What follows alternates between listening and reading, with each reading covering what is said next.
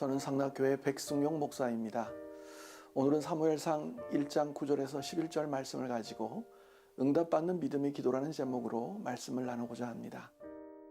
한나가 마음이 괴로워서 여호와께 기도하고 통곡하며 소원하여 이르되 만군의 여호와여, 만일 주의 여종의 고통을 돌보시고 나를 기억하사 주의 여종을 잊지 아니하시고 주의 여종에게 아들을 주시면 내가 그의 평생에 그를 여호와께 드리고 삭도를 그의 머리에 대지 아니하겠나이다.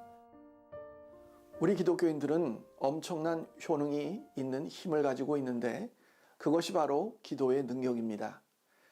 예수님께서는 요한복음 14장 14절에 내 이름으로 무엇이든지 내게 구하면 내가 행하리라고 말씀하셨습니다.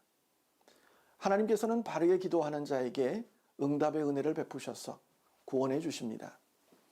오늘 본문에서 한나는 개인의 어려운 문제로 인해서 하나님께 애통하며 기도하였고 하나님께 응답을 받았습니다. 이 시간 하나님을 믿는 성도로서 이 한나의 기도를 통해서 어떠한 기도가 하나님을 기쁘시게 하여 응답을 받는 기도인가를 깨달아 바른 기도로 응답받아 은혜를 누리며 살아가는 성도가 되시기를 소망합니다. 그러면 응답받는 기도는 어떤 기도일까요? 바로 하나님의 영광을 위한 기도입니다.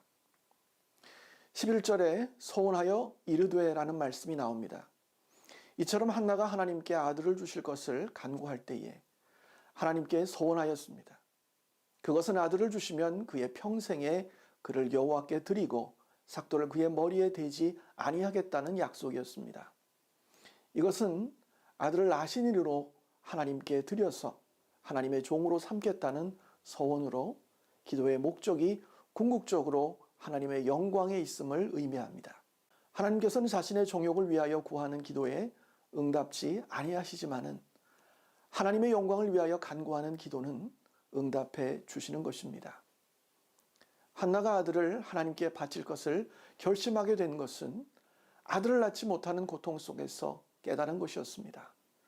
만일 하나님께서 쉽게 아들을 주셨다면 한나가 그러한 소원을 하지 않았을 것입니다.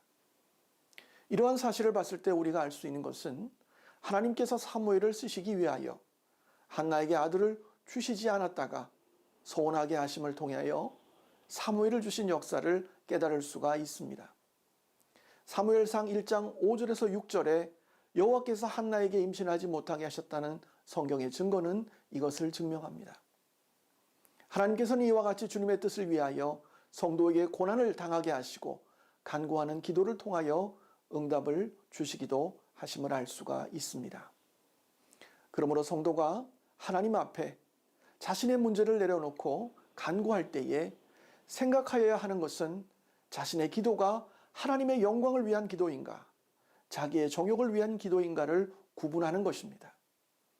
성도가 하나님의 뜻을 온전히 구하기 위해서는 가장 먼저 자신의 욕심을 완전히 버려야 하는데 그것은 고난의 과정을 통해서 이루어집니다. 그래서 성도가 고통 중에서 하나님께 부르짖는 기도가 하나님의 뜻을 온전히 구하는 기도가 될 수 있는 것입니다. 그래서 하나님께서 때로는 성도에게 고난을 허락하십니다. 그러므로 성도는 고난을 당할 때 하나님의 뜻이 무엇인가를 깨닫고 그 뜻을 위하여 간구해야 합니다. 고난 중에 구원을 호소하며 하나님의 영광을 위하여 부르짖는 성도의 기도는 바로 하나님께서 응답해 주시는 것입니다.